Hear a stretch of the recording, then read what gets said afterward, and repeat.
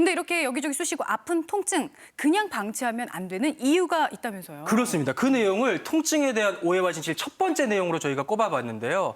근육통, 관절통은 시간이 지나면 저절로 낫는다. 아니었습니다. 통증 전달 체계 이상으로 만성 통증이 될 수도 있다고요, 교수님. 김 교수님. 예. 그러니까 대부분이 저절로 낫는 경우도 많이 있습니다. 그래서 좋아지는 경우는 이제 지켜보다가 그러나 만약에 이게 계속적으로 아파지고 더 심하게 아파진다면은 병원에 가야 되는데 그러한 이유는 뭐냐면 반복적으로 통증이 오게 되면은 우리 몸의 뇌나 척수가 통증을 전달하게 되는 또는 통증을 느끼게 되는 부분인데 이 부분이 매우 예민해집니다. 그러니까 뭐 잽을 많이 맞아서 KO 안 되는 사람 없다고 할 정도로 그렇게 예민해져 있는 상황이기 때문에 나중에 조금만 아파도 더 심하게 느낄 뿐만이 아니라 대개 이런 관절염이 동시에 여기 뭐 어깨도 아팠다가 뭐 무릎도 아팠다 이렇게 되기 때문에 다른 데에서 사소한 통증 자국이 발생하더라도 더 심하게 느끼게 되는 것이죠. 이러한 정기 생리적인 변화가 일어난다. 그래서 가급적이면 조기에 이렇게 치료하는 것이 이러한 문제를 제거할 수 있다 이렇게 말씀드릴 수가 있겠습니다. 네, 뭐 그냥 의뢰 아프겠거니 하고 그냥 방치하시면 안 되고요. 관심을 두셔야 할 것 같습니다. 계속해서 통증에 대한 오해와 진실 두 번째는요.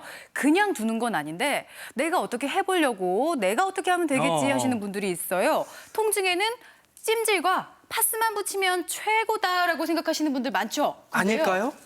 상황에 따라서 가려서 하지 않으면 부작용의 위험이 많다고 합니다. 네, 박 교수님.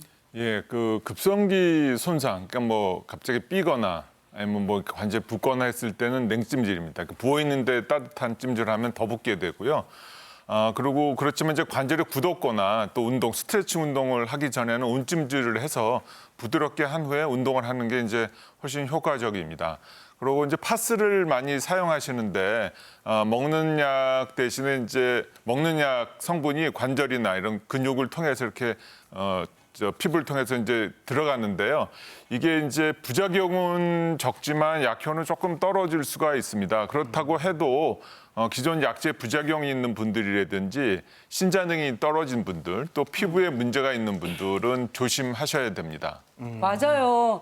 사실 어디 쑤시고 아프면 항상 파스를 붙였는데 제가 사우나를 엄청 좋아하거든요. 네. 근데 그 파스를 붙이고 뜨거운 데를 들어간 거예요. 근데 나와서 딱 뛰어보니까 그 부분이 화상을 입은 거죠. 어머나. 그렇게 하면 큰일 나는 거죠, 교수님. 그러니까요. 그러니까요. 예, 그렇게 되면 흡수가 더 빨라질 수도 있고요. 또 자극 때문에 더 이렇게 피부 손상이 있을 수도 있고 또 하나는 과민성이 있는 그런 약자가 있어요. 예. 케토프로펜이라고 하는 약성분이 있는 파스들이 있습니다. 네. 그걸 붙이고 나서는 잘 가리셔야 되는데 지금처럼 노출이 심할 때 그냥 나가시면 피부에 그런 광과민성 반응이 올 수가 있습니다. 파스도 엄연히 약이니만큼 오남용하지 않도록 주의하셔야 된다는 거 기억하시고요. 세 번째 볼게요. 스트레칭과 마사지는 통증을 잊게 하는 임시 방편일까? 한번 어떨까요? 볼까요? 스스로 하는 가장 쉽고 간편한 건강 관리다. 박대원 트레이너님. 예. 네, 스트레칭과 마사지가 순간적으로 효과가 느끼시는 분들이 굉장히 많은데 스트레칭과 마사지는 우리가 할 수 있는 가장 편하고 쉬운 통증 예방 방법입니다. 우리 몸이 스트레칭과 마사지를 하게 되면 혈액순환이 잘 돼서 유연성과 가동성이 증가하게 되는데 이에 따라서 이완 효과까지 나타날 수가 있습니다. 네. 이완 효과라고 하면 우리 몸이 스트레스를 덜 받는 상태를 이야기를 하는데 그렇기 때문에 스트레칭과 마사지만 하더라도 우리 몸의 유연성, 가동성, 스트레스까지 감소하기 때문에 통증 예방 완화 효과에 도움을 줄 수가 있습니다. 네, 가장 쉽고 간편하고 돈도 안 드니까 얼마나 좋은 건강관리인지 모르겠습니다. 그러면 저희가 오늘 본격적인 이야기 시작하기에 앞서서 가볍게 몸 좀 풀고 시작할게요. 몸풀기 스트레칭 한번 배워봅니다. 앞으로 모실게요. 예, 또 이렇게 개인 위생을 위해서 손소독제를 꼼꼼하게 기구를 또 바르고 나오십니다. 사용하니까요. 네, 본격적인 스트레칭과 마사지를 하시기 전에 간단하게 풀 수 있는 스트레칭 방법을 소개해드리겠습니다. 네. 팔을 기지개 펴듯이 한번 쭉 돌려주세요. 쭉 크게 한번 돌려주시고요. 반대쪽으로도 크게 한번 쭉 돌려주세요. 그리고 돌아온 상태에서 팔꿈치를 쭉 잡아주시고요. 잡힌 손에 다리를 뒤로 빼주세요. 그 상태에서 반대쪽으로 허리를 쭉 꺾어주시면 됩니다.